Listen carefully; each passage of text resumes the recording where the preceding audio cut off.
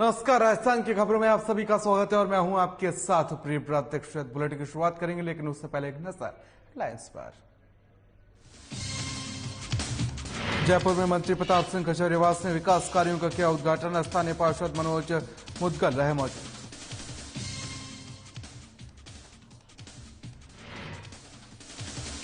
भारत जोड़ो यात्रा को लेकर अलर्ट मोड में कोटा पुलिस। 7 दिसंबर को कोटा शहर से होकर गुजरेगी यात्रा। चप्पे चप्पे पर रहेगी पुलिस की पूरी नजर।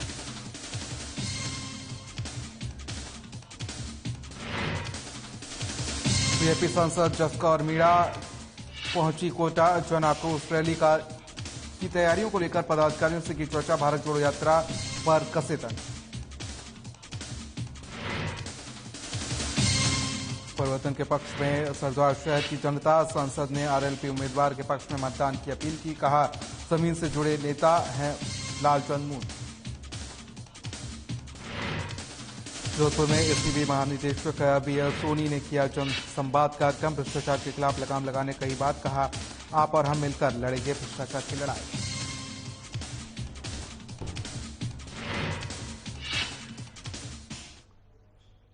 चलिए खबरों में आगे बढ़ेंगे और जयपुर से खबर है, जहां पर खाद्य मंत्री प्रताप सिंह खचरियावास ने आज वार्ड नंबर 35 की कलाकार कॉलोनी में सीवरेज, सीमेंटेड सड़क, एलईडी लाइट एवं सामुदायिक केंद्र का उद्घाटन किया है। वहीं इस दौरान खचरियावास के साथ स्थानीय पार्षद मनोज मुदगल उपस्थित रहे और कलाकार कॉलोनी के सुप्रसिद्ध स्थानीय कलाकारों ने बैंड बाजे और ढोल नगाड़ों के और साथ ही साफा पहनाकर बग्घी में मंत्री खचरियावास को कार्यक्रम स्थल तक लेकर गए और खचरियावास ने कलाकार कॉलोनी के स्थानीय नागरिकों को संबोधित करते हुए कहा कि कांग्रेस की सरकार गरीब और मध्यम वर्गीय लोगों के विकास के लिए कार्य करती है और यही कारण है कि चिरंजीवी बीमा योजना में 10 लाख तक का इलाज फ्री। सरकारी अस्पताल में दवाई जांच के लिए इलाज पूरी तरीके से फ्री है।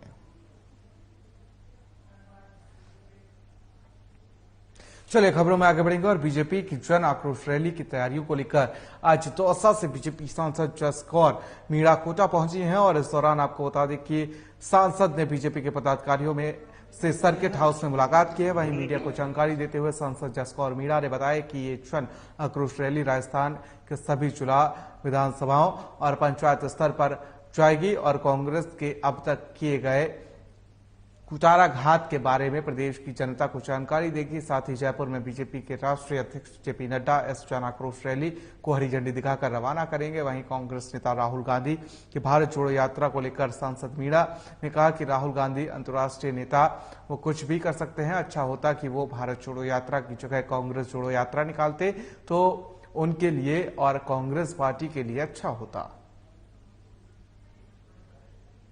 हमारे कोटा देहात और कोटा शहर दोनों जिलों के बारे में दोनों जिला अध्यक्षों ने आपको विस्तार से बताया है। कोई भी जगह ऐसी नहीं छूटेगी। देहात में भी लगभग 153 ग्राम पंचायतों में पहुंचेगी और उसके अतिरिक्त जो बड़े कस्बे हैं उनमें भी पहुंचेगी। नुक्कड़ सभाएं होंगी और जन जन से हम गांव-गांव, डगर-डगर, घर-घर संपर्क करने का हमारा प्रयास रहेगा। राहुल गांधी की भी यात्रा कोटा पहुंचने वाली है, तो आप लोगों की तरफ से किस तरह का विरोध रहेगा?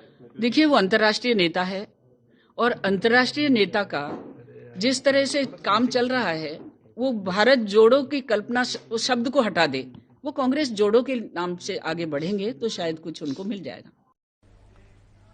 चलिए खबरों में आगे बढ़ेंगे। जोधपुर में एसीबी के महानिदेशक बीएल सोनी ने जन संवाद कार्यक्रम में जनता के साथ संवाद किया और आपको बता दें कि भ्रष्टाचार पर किस तरह लगाम लगाई जा सके उसको लेकर जनता से उनकी राय ली है और उसके साथ ही अपना उद्बोधन भी किया है और कहा कि समाज को भ्रष्टाचार मुक्त करने के लिए समाज के प्रत्येक व्यक्ति को आगे आना चाहिए और इसके साथ ही कहा कि आप जिस तादाद में आए हैं इससे यह साबित होता है कि आप सबके मन में भ्रष्टाचार के खिलाफ बड़ी आग है और भ्रष्टाचार को स्वीकार करने की परंपरा को चुनौती देनी है और सरकार सरकारी कर्मचारियों को अच्छी तनख्वाह देती है, फिर भी वह भ्रष्टाचार करते हैं और उन पर लगाम लगाई जाएगी। अपनी मेहनत की गाढ़ी कमाई को बस लोक सेवकों में नहीं लुटाएं, लोक सेवकों में अपनी मेहनत की कमाई को नहीं लुटाएं और हमारे पास आए। तो भ्रष्टाचार के विरुद्ध जन जागरूकता के लिए कार्यक्रम ये आयोजित किया गया, जिसमें कि लोगों से ये बताया गया कि वो किस तरह से हमसे संपर्क कर सकते हैं अगर उनसे कोई रिश्वत मांगे तो।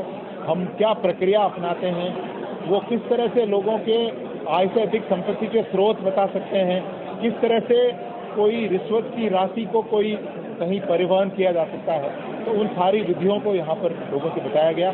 लोगों ने, मुझे बड़ी खुशी है कि बहुत बड़ी संख्या में आकर के और अपनी बातें रखी। इससे ये लगता है कि लोगों में भ्रष्टाचार के विरुद्ध मन में कहीं न कहीं गुस्सा है। हम अगर उस गुस्से को एक पॉजिटिव एनर्जी के रूप में एक फीडबैक देने के लिए, भ्रष्ट लोक सेवकों को पकड़ाने के लिए कार्रवाई में अगर कन्वर्ट कर सके तो ये। चलिए खबरों में आगे बढ़ेंगे। और चित्तौड़गढ़ में कांग्रेस के सरकार के 4 साल पूरे होने पर बीजेपी 1 दिसंबर से सभी 200 विधानसभा क्षेत्रों में जन आक्रोश रथ यात्रा शुरू करेगी और इसी कड़ी में 2 दिसंबर से बीजेपी चित्तौड़गढ़ की 5 विधानसभा में रथ यात्रा का आयोजन करेगी। वहीं इसके बारे में जानकारी देते हुए यात्रा प्रभारी युधिष्ठिर कुमावत ने एक प्रेस वार्ता में बताया कि यात्रा 200 विधानसभाओं में अपनी रैली के दौरान पार्टी चौपाल और नुक्कड़ सभाएं भी करेगी और कांग्रेस सरकार के शासन में व्याप्त जंगल राज, कुशासन और भ्रष्टाचार के खिलाफ प्रदेश बीजेपी सभी 200 विधानसभा क्षेत्रों में जन आक्रोश रैली निकालेगी। समय समय पर किए गए घोषणाओं के आधार पर और उनका पूरा नहीं होने पर जो जनता की राय बनती है उसको संकलित करना, कमियां रही है कमियों को उजागर करना, उस आक्रोश को, क्या आप मानते हैं जिस युवक के साथ धोखा हुआ है, जिस युवक का वोट उन्होंने 3500 रुपया घर बैठे 3500 बेरोजगारी के भत्ते के रूप में देंगे, वह युवक आक्रोशित नहीं होगा? जिस किसान से यह वादा किया है कि 10 दिन में तुम्हारे कर्जे माफ कर दिए जाएंगे, वह किसान आक्रोशित नहीं होगा? प्रदेश में ये यात्रा 1 तारीख से शुरुआत होगी, इसकी 2 तारीख से जिले में लॉन्च होगा और 4 तारीख से विधानसभा में एक स्थान से इस यात्रा का शुभारंभ होकर के 10 दिन तक ये यात्रा उस विधानसभा में रहेगी। उसमें प्रत्येक दिवस के लिए एक यात्रा दिवस का उस प्रमुख बनाया गया है।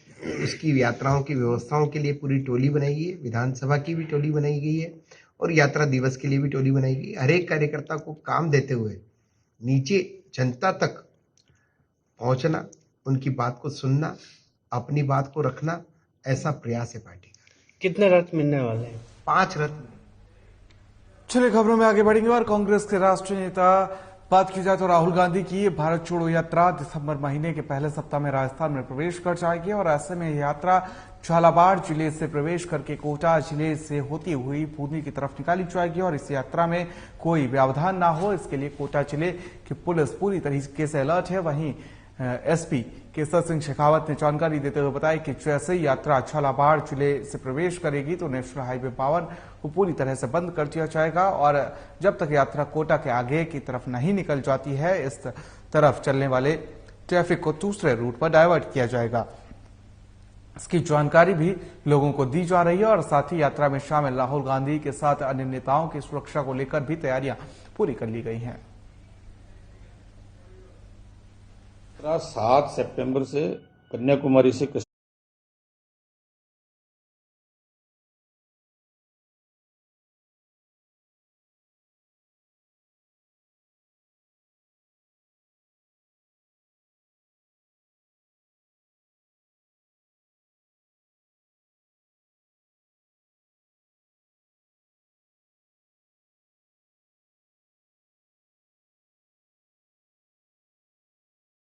कश्मीर के लिए रवाना हुई है, जो देश के करीब 10-12 राज्य और 2 के केंद्र शासित प्रदेशों से गुजरेगी। राजस्थान में ये यात्रा 4 दिसंबर को प्रवेश करेगी झालावाड़ जिले में और इस रेंज में झालावाड़ के बाद कोटा ग्रामीण होते हुए 8 तारीख को ये यात्रा कोटा शहर में 7 तारीख को शाम को ये प्रवेश करेगी और उसके बाद 8 तारीख को ये बूंदी जिले से होती हुई आगे सवाई माधोपुर, दौसा और अलवर इसका अंतिम पड़ाव होगा। हमने जो यात्रा के दौरान कितने लोग उनके साथ रहते हैं और सुरक्षा के क्या प्रबंध पूर्व के जिलों में किए जा रहे हैं, पूर्व के राज्यों में, इसके लिए पूरी रेंज के चुनिंदा अधिकारियों की एक टीम वहां पे भेजी थी मध्य प्रदेश में उन्होंने 2-3 दिन वहां रह करके पूरा स्टडी किया कि उनकी मूवमेंट के दौरान कितने लोग साथ रहते हैं, उनकी क्या एक्टिविटी है, क्या रूटीन रहता है। ये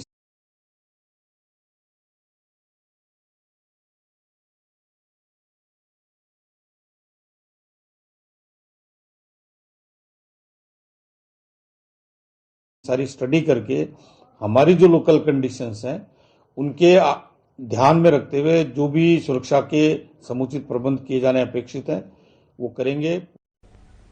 चलिए खबरों में आगे बढ़ेंगे। और राजस्थान आंगनवाड़ी महिला कर्मचारी संघ ने महिला और बाल विकास कार्यालय के बाहर जमकर प्रदर्शन किया है। मानदेय बढ़ाने को लेकर हो रहे इस प्रदर्शन में आंगनवाड़ी महिलाओं ने सरकार पर वादाखिलाफी का आरोप लगाया है। वहीं इस दौरान आंगनवाड़ी महिला कर्मचारी संघ के अधिकारियों ने कहा कि राज्य सरकार ने सत्ता में आने से पहले अपने घोषणा पत्र में सभी आंगनवाड़ी महिला कर्मचारियों को नियमित करने का वादा किया था, लेकिन 4 साल बीत जाने के बाद भी आंगनवाड़ी महिलाओं को नियमित नहीं किया गया है। कर्मचारियों ने सभी को कम से कम 21,000 वेतन देने की मांग की है।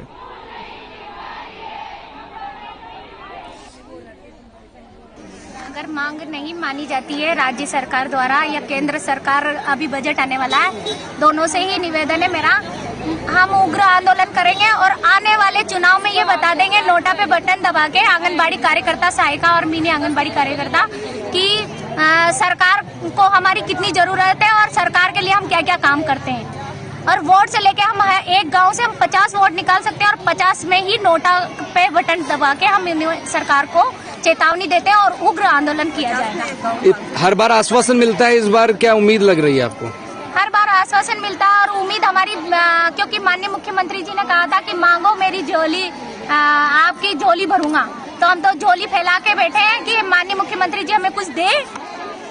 राजस्थान आंगनबाड़ी महिला कर्मचारी संघ का आज धरना 1 दिवसीय रखा गया है। वो इसलिए रखा गया है कि हमारे माननीय मुख्यमंत्री जी ने 2018 में जो घोषणा करी थी कि मैं आंगनबाड़ी कर्मियों को स्थायी करेंगे, हमारी सरकार आ गई तो उस घोषणा के हिसाब से 4 साल तो हो चुके हैं। उन माननीय मुख्यमंत्री जी ने संविदा कर्मियों को तो परमानेंट कर दिया, स्थायी कर दिया, लेकिन आंगनबाड़ी में जो बहनें काम कर रही हैं उनको किसी का भी वो भूल गए स्थायी करना। मैं उनको वादा याद दिलाना चाहती हूँ। और जो आने वाले जो चुनाव है इसमें 1 साल बाद, इसमें 23 में, तो मैं यही कहना चाहती हूँ, अगर उन्होंने हमें स्थायी किया तो हम उनको चुनाव में फिर वापस यही सरकार बनाना चाहेंगे, और नहीं तो हम नोटा पे वोट देंगे। सारी बहनें एक गांव में जो आंगनबाड़ी खुलते हैं 1000 की आबादी, 2000 की आबादी में, उसमें संख्या उस हिसाब से हम जैसा कहेंगे वैसे ही महिला हमारा बात मान।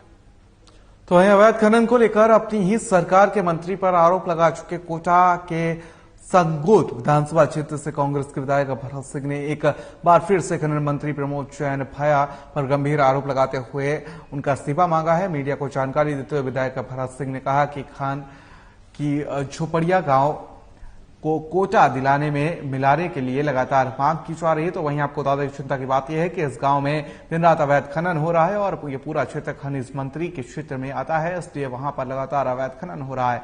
जब भी खनिज मंत्री पर आरोप लगाए गए हैं उसका अभी तक मंत्री ने कोई जवाब नहीं दिया है। वहीं आज 2 लोग करंट की चपेट में आने से अपनी जान गंवा बैठे हैं और इसका कारण भी अवैध खनन सामने आ रहा है। ऐसे में विधायक भरत सिंह ने मांग की है कि मंत्री प्रमोद जैन भाया को अपना इस्तीफा दे देना चाहिए, लेकिन अगर वो इस्तीफा ना दें तो मुख्यमंत्री को ऐसे मंत्री को बर्खास्त कर देना चाहिए।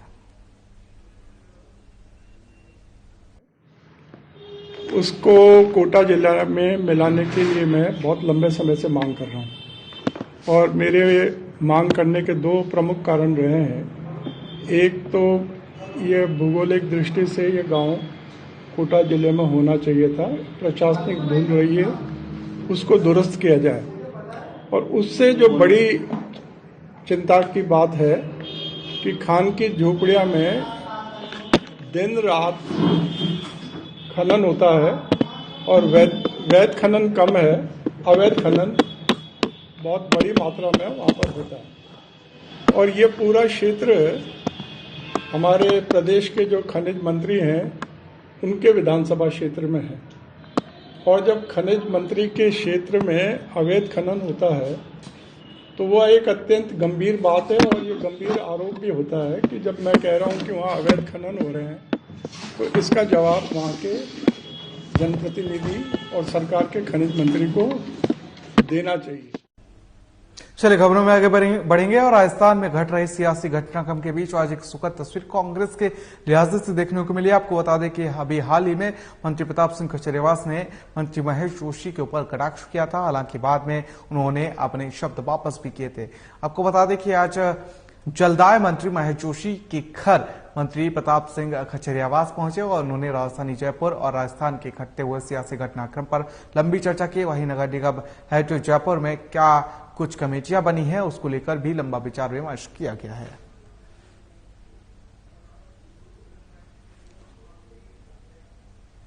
चलिए खबरों में आगे बढ़ेंगे और राष्ट्रीय लोकतांत्रिक पार्टी के सुप्रीमो और नागौर सांसद हनुमान बेनीवाल सोमवार को सरदार शहर विधानसभा उपचुनाव में आरएलपी के उम्मीदवार लालचंद मूंज के समर्थन में उनके साथ क्षेत्र के कई गांव में जनसंपर्क किया। वहीं आपको बता दें कि सांसद ने कहा कि यहां के गांव में विद्युत संकट की जो स्थिति है और आवश्यकता के अनुरूप विद्युत सब स्टेशनों की कमी है, उसके लिए कांग्रेस और बीजेपी दोनों जिम्मेदार हैं। बेनीवाल ने कहा कि लालचंद मूंज जमीन से जुड़े नेता हैं और उन्होंने हमेशा गरीबों के कार्य को प्राथमिकता दी है, इसलिए एक बार सेवा का मौका यहाँ की जनता को उन्हें देने की जरूरत है। सांसद बेनीवाल ने कहा कि राजस्थान का नौजवान और किसान बदलाव चाहते हैं और इसकी शुरुआत सरदार शहर की जनता को करने की जरूरत है।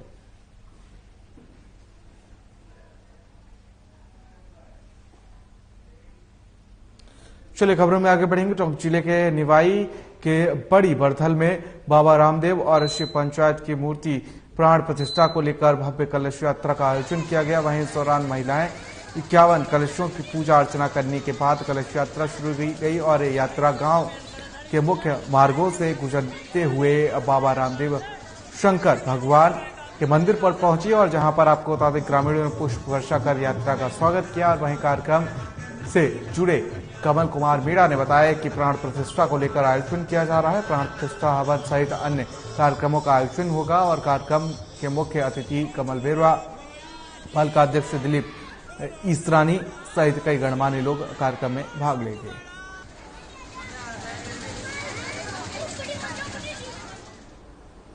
चलिए खबरों में आगे बढ़ेंगे और जयपुर के फुलेरा से खबर है, जहां पर स्थानीय पालिका प्रशासन की अनदेखी के चलते वर्षों से रेलवे कॉलोनी के पीछे स्थित वार्ड नंबर 12 और 13 में आज तक इन वार्डों में गंदे पानी की निकासी के लिए पक्के बड़े नाले नहीं बनाए गए हैं और जिसको लेकर वार्ड वासियों में काफी आक्रोश है।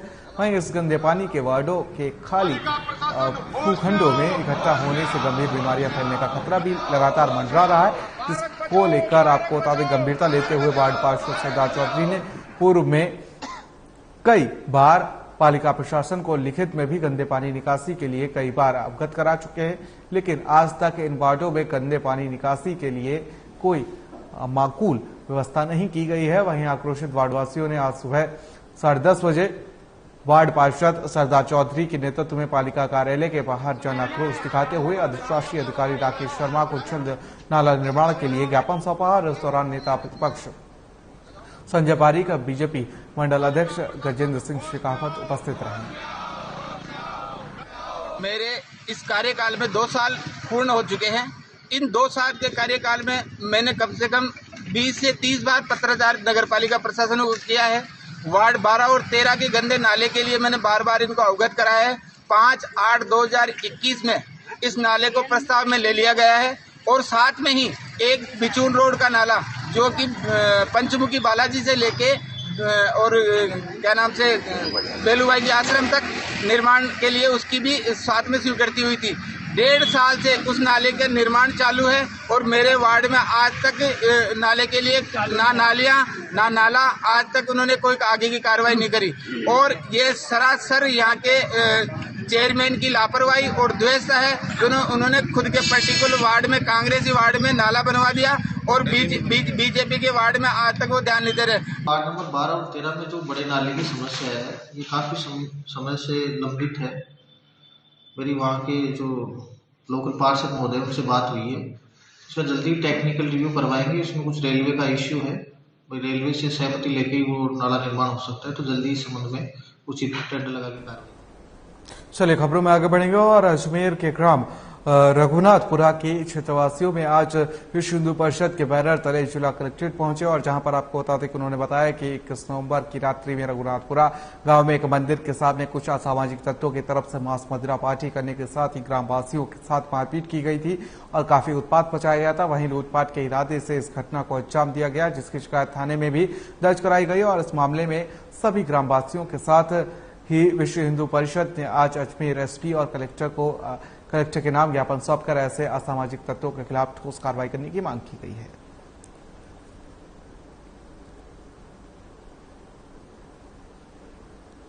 चलिए खबरों में आगे बढ़ेंगे और प्रदेश में पुलिस जवानों को साप्ताहिक विश्राम की सुविधा देने के लिए पायलट प्रोजेक्ट के तहत अजमेर की केगल थाने से शुरुआत की गई है और इसको लेकर आपको बता दें कि पहले सप्ताह जवानों को छुट्टी देने को लेकर हो रही व्यवस्थाएं और राहत को लेकर भी समीक्षा की जाएगी, जिसकी रिपोर्ट पुलिस मुख्यालय पर भेजी जानी है। वहीं अजमेर एसपी चुनाराम ने बताया कि डीजीपी उमेश मिश्रा पुलिस कर्मियों की दिनचर्या और मेहनत और परेशानियों को देखते हुए उन्हें तनाव से मुक्त रखने के साथ ही पारिवारिक कार्य में सम्मिलित होने का मौका मिल सके, इसके लिए साप्ताहिक अवकाश शुरू किया जा रहा है। डीजीपी के इस पायलट प्रोजेक्ट के तहत प्रदेश में जिगर थाने को चयनित किया गया है और जहां से इसकी शुरुआत की जा रही है।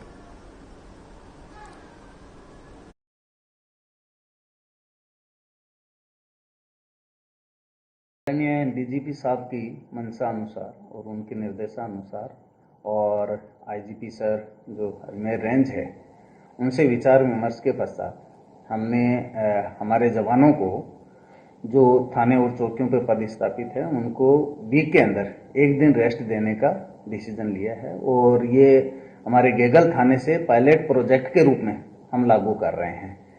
इससे हमारे जवानों को थोड़ी सुविधा रहेगी, उनके घरेलू सामाजिक जो कार्यक्रम हैं या परिवार के साथ में वो अच्छे से टाइम स्पेंड कर सकें और उनके तनाव में कमी आए, इसको लेकर के पायलट प्रोजेक्ट के रूप में इसको शुरू कर रहे हैं।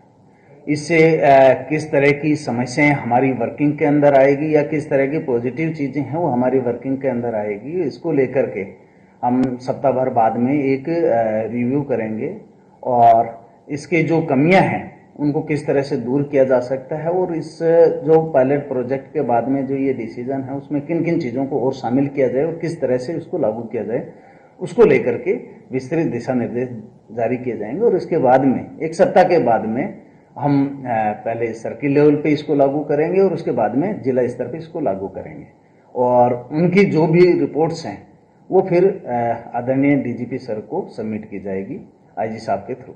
अमेरिकी छुट्टी चुनाव है कुछ ये जो हम अभी लागू कर रहे हैं ये स्पेशली है कि हमारे जवान को, हर जवान को सप्ताह में एक दिन का रेस्ट मिले।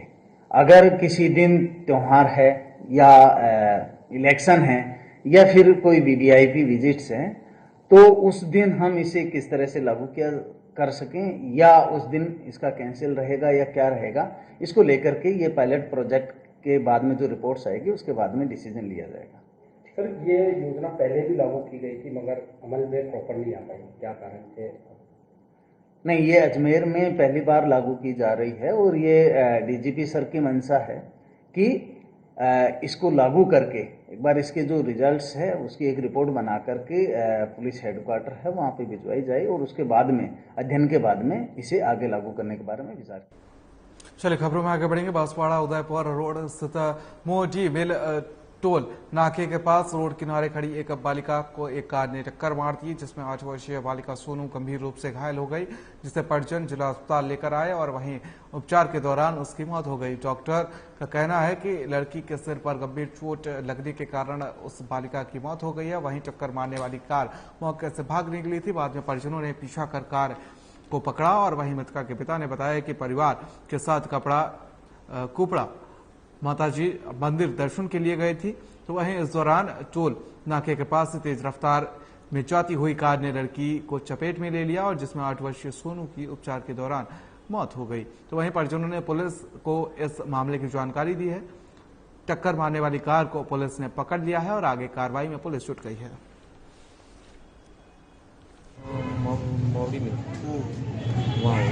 तो ये बच्ची क्या कर रही थी, कहाँ पे खड़ी थी? पास में खड़ी थी। और ये कार ने टक्कर मार दी। आप कहाँ रहते? आकाशवाणी। बच्ची का क्या नाम है? सोनू। और उसके पिता का नाम?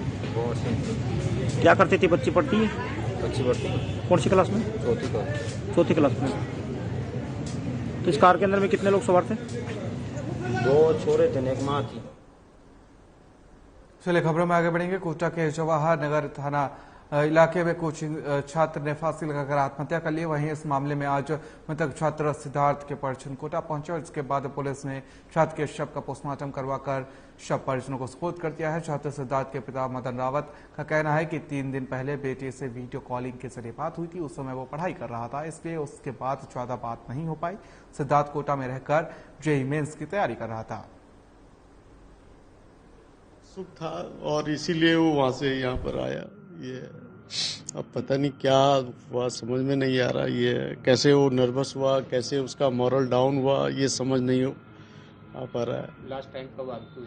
मेरी 23 तारीख शाम को ही वीडियो कॉलिंग हुई थी। उस समय भी बहुत अच्छे ढंग से बात की थी उसने। ये बल्कि पढ़ाई भी कर रहा था उसी समय, बल्कि मैंने शॉर्ट में बात की क्योंकि वो पढ़ाई कर रहा था सामने। ये पढ़ाई के बारे में आपने उससे पूछा कि पढ़ाई किस तरह से कैसे चल रही है, कोई परेशानी? लगभग वो कह रहा था कि इस बार भीड़ ज़्यादा है तो इसलिए ये है कि जो मेरी एक्सपेक्टेशन थी उस हिसाब से नहीं हो पा रहा। बाद बाकी जिस बिल्डिंग में मेरा हुआ है तो वहाँ पे प्रोजेक्टर नहीं लगा है, जिसके कारण जो है मतलब ये कि रिकॉर्डिंग अवेलेबल नहीं हो पाती है। इलेक्शन तो खैर बात की बात है, जब अभी पूरा सेशन था, फिर नेक्स्ट ईयर का सेशन था तो एक अलग चीज़ है। बच्चा जहाँ यदि स्टार्टिंग करता है तो वो पढ़ाई कर रहा था तो उसका जो है मतलब ये कि और उसका आउटपुट बाद में। और फिलहाल के लिए इतना है, मुझे दीजिए इजाजत। नमस्कार।